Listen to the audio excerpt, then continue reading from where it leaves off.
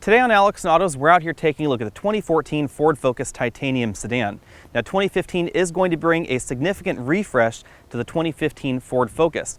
As such, our Facebook fans over at facebook.com/alexandautos told me that they wanted to see a video with an emphasis on should I buy one now or should I wait? With that in mind, I'm also going to be comparing this vehicle to the current generation Toyota Corolla, Honda Civic, Hyundai Elantra, as well as the Chevy Cruze. The biggest change for the 2015 model year will be the replacement of this very European-looking front end with a very modern, very Aston Martin-looking front end borrowed off of the Ford Fusion. I think that overall that design will make this the most attractive compact in this segment, although I find this look very attractive as well. I think that this is, however, a step behind the current generation Mazda 3 and possibly a tie with the Kia Forte in my mind. However, I think that that new 2015 version will be the most attractive sedan in this category. Up here we have halogen high beams and low beams, but 2015 is bringing a raft of new features, including steering HID headlamps available in that 2015 model year vehicle. It may not be that obvious in the video, but the Focus is one of the wider entries in this segment. It's 71.8 inches wide, and that means that we do get a decent amount more width across the back seat and across the front than you find in most of the competition. At 178.5 inches long, the Focus comes in on the shorter side of the compact sedan segment. Keep in mind that the hatchback is going to be about 7 inches shorter than this. So the hatchback's rear end ends just a little bit after the rear tire, which means you lose most of this trunk area right here. Of course, you do get more room on the inside because of that hatchback profile. You also get a little bit more rear seat headroom in the hatchback. The Mazda 3 has a more dynamic and more exciting side profile, especially right here in front of the front doors. Now, I don't expect that to change too much for the 2015 model year on the Focus, because Ford's changes for that 2015 model year are primarily the front end, the back end, and the interior. Out back, we have an attractive back end with hidden exhaust tips. I don't think this is quite as attractive as the current generation Mazda 3, but the 2015 model year seems to fix that with new tail lamps and a slightly tweaked rear end as well. Our titanium model has the rear parking sensors, and we also have the optional spoiler right back here. That means that overall the Focus scores 8 out of 10 points in terms of exterior style. All versions of the Focus for 2014 except the ST model use a 2-liter direct injection 4-cylinder engine. It produces 160 horsepower and 146 pound-feet of torque. If you get the ST version of the Focus that's only available in the hatchback form, then you get a 2-liter turbocharged engine producing 252 horsepower and 270 pound-feet of torque. Ford hasn't said what to expect under the hood for the 2015 model year. However, I do expect the 2-liter engine to remain in most versions. There will likely also be 2 additional engines available for the 2015 model year. A 1-liter 3-cylinder turbocharged engine producing 123 horsepower and a 1.6-liter 4-cylinder turbocharged engine producing 178 horsepower. S and SE models start out with a 5-speed manual transmission. You can also get a 6-speed dual-clutch automatic transmission. If you want to know more about how a dual-clutch transmission works, then you can go ahead and click that banner at the bottom of your screen. You'll be taken on over to a video about that. If you get the titanium model, then it does come standard with that 6-speed power shift dual-clutch transmission. You'll find the best fuel economy if you opt for the SFE package and the 6-speed automatic transmission. That will give you 28 miles per gallon city, 40 highway, and 33 combined. The base model with the 5-speed manual transmission or the SE with that 5-speed manual will give you 26 miles per gallon city, 36 highway, and 30 combined. The vast majority of the Focus that's out on the lot, however, will be the 6-speed automatic transmission, and they get 27, 37, 31 combined. If you do opt for the ST hatch, that gives you the lowest fuel economy in the Focus at 23 city, 32 highway, and 26 combined. Front seat comfort comes in at 8 out of 10 points in this titanium model. Keep in mind that we do have the 6-way power adjustable driver's seat, and our model is equipped with the optional lumbar support. Now in this vehicle, it may sound strange to say, but lumbar support comes in right around where your lumbar are actually located, which is relatively low in the back. A lot of vehicles put their lumbar support fairly high in the seat back, and it does feel a little bit strange. Now vehicles like a Honda Civic have fixed lumbar support in all their models. It is fairly exaggerated. I find that very comfortable, but that's exactly why you should spend a decent amount of time in the driver's seat before making a purchase. We also have a tilt telescopic steering column with a moderate range of motion and a 4-way adjustable headrest right here in the driver's seat and the passenger seat. Those do move up and down and forwards and backwards. An important thing to keep in mind with the power seat in the Focus is that this seat is a 6-way power seat, not an 8 or a 10-way power seat. That means that the seat bottom cushion only moves up and down as we're moving it right here, so it doesn't tilt independently of the up and down function on this seat. Rear seat comfort comes in at 8 out of 10 points, although I don't have as much legroom back here as you will find in some of the larger entries, specifically something like a Nissan Sentra. Also something to keep in mind is the Toyota Corolla does have slightly longer rear seat bottom cushions, which will make it a little bit more comfortable for adults to sit in the back. This front seat is adjusted for me at 6 feet tall. I do have about 1.5 inches of legroom left right there. And even though we're in the sedan version, I have about 1 inch of headroom. You will get a little bit more room in the hatchback version of the Focus. If I move on over to the middle seat, I still have a little bit of headroom, and this headrest will actually move up just to the point where it hits me right in the middle of the back right there. So if you are a taller person, you may find this middle seat a little bit less comfortable. If I move on over to the right side of the vehicle, I do have troubles getting my feet in the footwell, but I still have about 3/4 of an inch of legroom left, even though this front seat is all the way back in its tracks. Like most compact vehicles, we do have a split 60/40 folding rear bench seat. However, unlike many of the vehicles in this segment, it does fold in a two-way fashion. So we fold the seat bottom cushion up, and then we fold the seat back down into place right there. If you do it this way, the load floor is completely flat with the trunk. If you choose not to lift the seat bottom cushions up first, then you can still fold it down, but it is at a little bit of an angle versus the cargo area. An important thing to keep in mind is if you do plan on folding this rear bench seat, you can fold it forward like this without the seat bottom cushion moving and have the headrest in place. But if you do want to fold it completely flat with the cargo area and maximize your storage room, you will have to remove the headrest in order to fold it flat.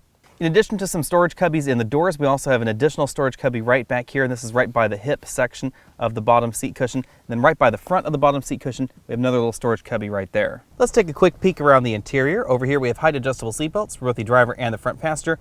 We also have these 4-way adjustable headrests. They tilt forward like that, ratchet into place, and then they also move up and down as well. As with most entries in this segment, the front doors are predominantly hard plastic, although we do have a soft touch upper right here and a fabric section and soft armrest. We have an attractive injection molded dashboard right over here, and the Focus features these interesting air vents that I found very useful. There are 3 sections to this air vent. Right up here we have the defogger for the side window. We have the main air vent right here, which does close if you slide this all the way down, moves left and right as well. And then we have this bottom portion here that directs air towards your leg. Now, if this air vent is pointed up, basically, you don't get any air coming out of this vent. If it's closed, we don't get any air coming out of this vent. But if we're nearly closed and we're basically pointing down, then actually a decent portion of the air starts coming out of this vent right here, which is pointed right at your legs. That's also duplicated right over in the center console. So skipping a little bit out of order on the center console air vents, you can see we have this little air vent portion right under here. It's doing the same thing as that side vent. If I point this vent all the way down, then air does come out of this little vent area right here towards your legs. That's both for the driver and the front passenger. Opening the glove box reveals a very large compartment. You can see how deep that is if I stick my hand all the way back there to the rear. The instruction manual has a little slot of its own right up there. Had no problem fitting larger tablet computers right in there. Pen holder and a credit card holder right there. Most vehicles you'll find on dealer lots will either have this touchscreen system without the navigation, or they'll have the basic forward sync infotainment system, which uses a smaller LCD and doesn't offer the same range of features as this one. Since we're in the titanium model, we have the standard Sony audio system as well as the 10-speaker audio system with the subwoofer and a center channel speaker right up here in the dashboard. Right over here we have source button, sound button, tune up, down, track forward, backward, and this acts as the volume knob, power button right there, single slot optical disc player. One thing you'll notice from this angle is that our vehicle does have the start-stop button right over here for the engine. That's because we have the keyless go. I found that to be slightly awkward depending on where you like your steering wheel positioned. Our titanium model has standard dual-zone climate control, and unlike a wide variety of vehicles out there, including luxury vehicles, you have a decent number of options when it comes to adjusting your climate control. You can use these physical buttons and knobs right here. You can do them in the 7-inch touchscreen LCD right up there, or you can actually voice command your climate control. You can actually hit the voice button on the steering wheel and say set my temperature to 70 degrees, and the system will go ahead and do that for you. Passenger airbag light right there. We also have our rear defogger, and then these 2 slots here are business card or credit card holders. You can also put parking tickets, things like that, right there in that slot. Behind that we have a very traditional shifter. We have our manual mode button right over here on the driver's side of the shifter. If you want to select your gears manually, you do have to put it in sport first, and then you use the button to change your gear. We have a traditional handbrake right here, 12-volt power outlet, our heated seat controls, and then a large cup holder right here as well. The front armrest is large and moderately well padded. If we open it up right here, you'll find dual USB ports, the secure digital card slot that houses the map database for the infotainment and navigation system. We also have traditional RCA and composite video inputs.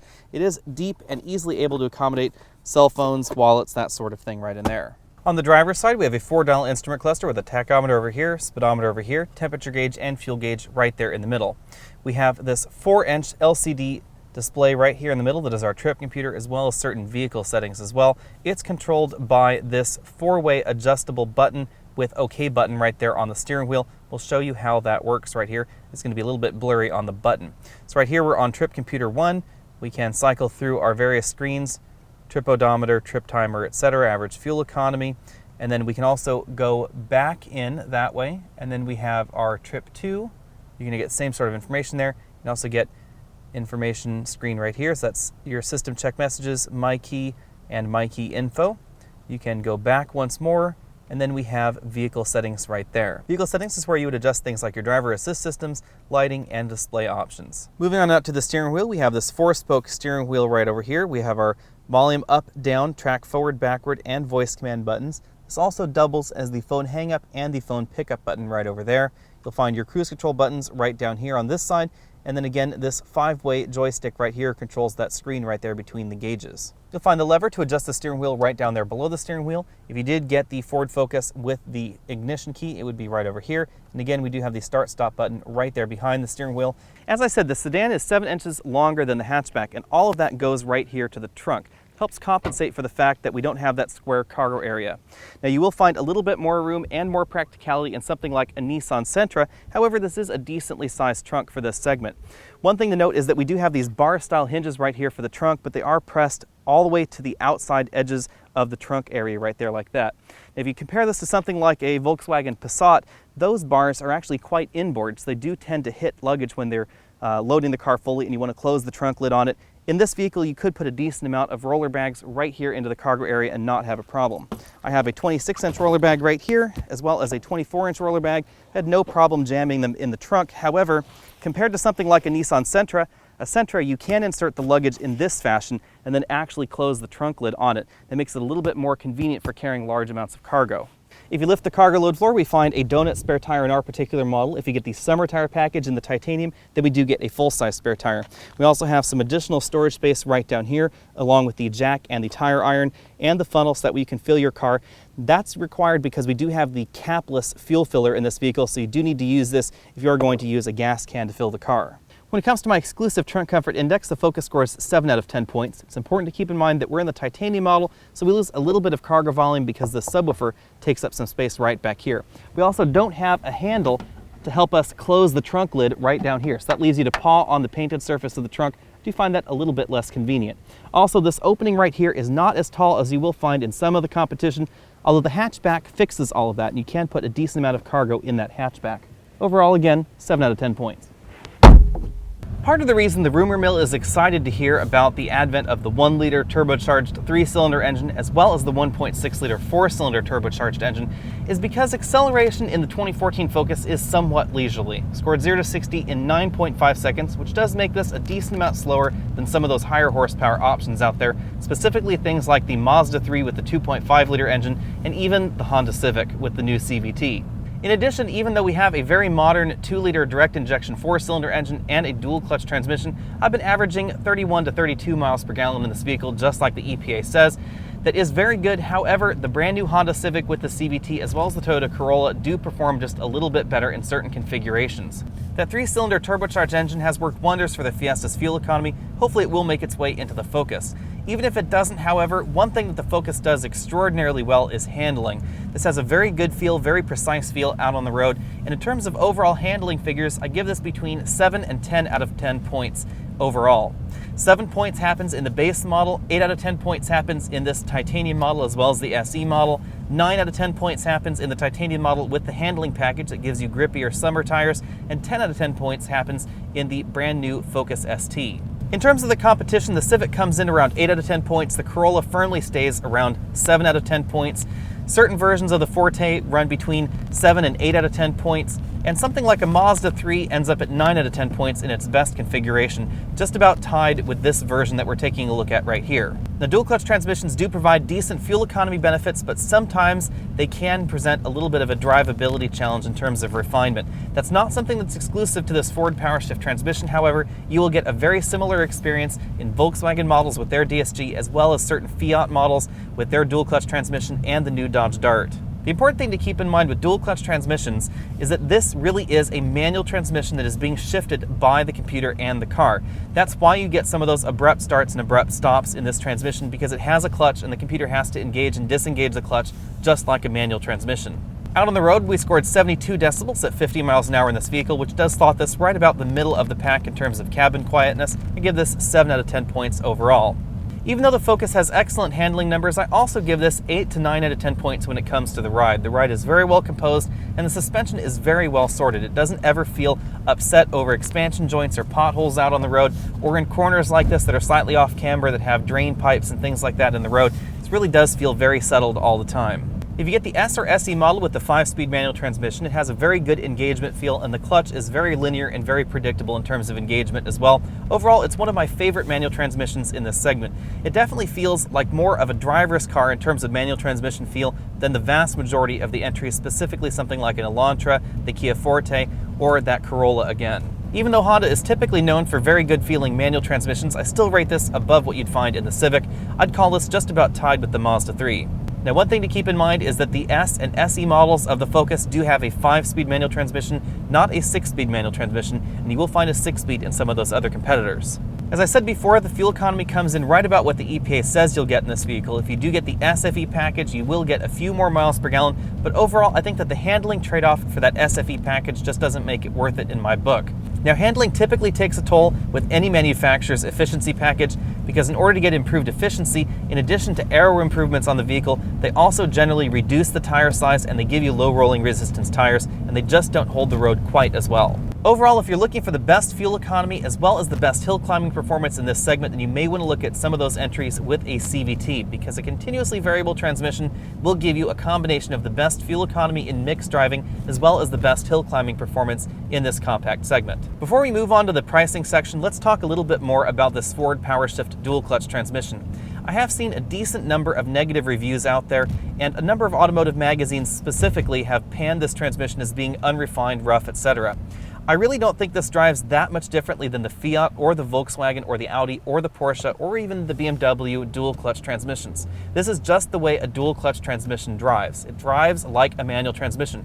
So you get a little bit of slip at first, then you get an engagement as you're accelerating. You also will roll back if you're on a steep incline and you let off the accelerator pedal and then the brake hold releases the brakes. You will roll back like you would in a manual transmission, and you definitely get a decent power cut between gear changes. So you're in first gear, then you're nothing, then you're in second gear. That's just the way a manual transmission shifts, whether you're shifting it yourself or whether the car is shifting that manual transmission for you, like right here in the Ford Focus. Now, the reason this vehicle uses a dual clutch transmission is because it reduces weight and it also improves fuel economy. If you take a look at the fuel economy in this vehicle, it's definitely higher than the traditional automatic variants that you find in this segment in terms of real-world driving. Now, the EPA test score doesn't always bear that out, but a vehicle like this will perform better in the real world than a 6-speed automatic, for instance, in the Kia or the Hyundai Elantra.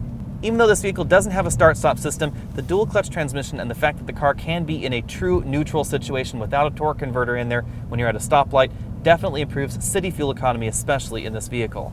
Now, that being said, if occasional abrupt shifts really offend you, then you probably want to take a look at one of the CVTs in this segment, because they are going to give you a smoother accelerating experience out on the road, but they aren't going to have that traditional feel of a manual transmission or an automatic transmission, and you definitely get that in the PowerShift. For 2014, the Focus starts at $16,810. That is with the 4 speakers on the inside and the 5-speed manual. That is significantly less than the vast majority of the entries in this segment, except for that Toyota Corolla, which is only about $10 cheaper. $18,125 buys you the SE model. That gives you the manual transmission yet again, but you also get cruise control, 6 speakers, sync, as well as 16-inch wheels. I think that the SE model is my realistic base price, which puts this right around the same price as the vast majority of the competition. The SE model is also the first model you can get the hatchback in, and that will set you back $500 more than the sedan version, which I think is a reasonable amount. A lot of hatches out there cost a decent amount more than the sedan, and here the premium is only $500. The titanium model starts at $23,075, and that gives you the 2-zone automatic climate control, push-button start, leather on the inside, the Sony audio system with 2 more speakers. We also get heated seats, as well as the standard automatic transmission. As we're testing it right here, $24,705. You can get it a little bit more expensive than this if you want to get the sunroof and a few other of the options that we don't have on this titanium model. Overall, I give the Focus 8 out of 10 points when it comes to value, especially in that base model. It is a decent amount less expensive than something like a Civic or even an Elantra. You don't get all the goodies and features that you will find in a base Civic or a base Elantra, however, but it is a decent amount less expensive. So if you're looking for the least expensive, decently sized vehicle in this category, it actually will be the Focus. If you're also looking for one of the better featured vehicles in this segment, then it's also going to be the Ford Focus Titanium. On the more expensive side of the scale, the Ford Focus used to be one of the better options in this segment. However, the Kia Forte has really taken over in that regard. You get an awful lot more features in that Forte than you'll find in the Focus. That's going to be rectified for the 2015 model year, however, because that 2015 model year Focus will have things like lane keeping assist, radar cruise control, parallel parking assistant where the car will actually parallel park itself. As a result, I expect the value proposition for that 2015 model year to come up to 9 out of 10 points, but you'll have to check back with us on that. Let's go over the competition very briefly. Versus the Toyota Corolla, the base model of this vehicle is very well priced. It's only about $10 more than that base Corolla. You do get a few more features in that base Corolla than you do in the Ford Focus, however, for 2014.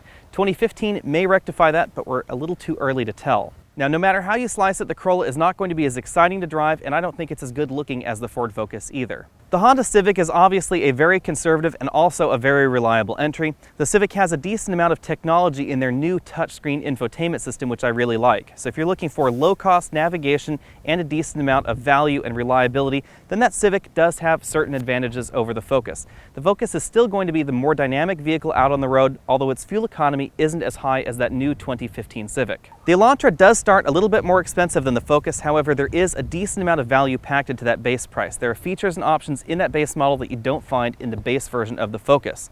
Now, once you comparably equip the Focus to the Elantra, this will be a little bit more expensive. Everything combined makes the Focus one of the best entries in this segment. I would refrain from saying this is the best entry in this segment only because for me it ties with the Mazda 3 as well as the Kia Forte. It really depends on what you're looking for in a sedan.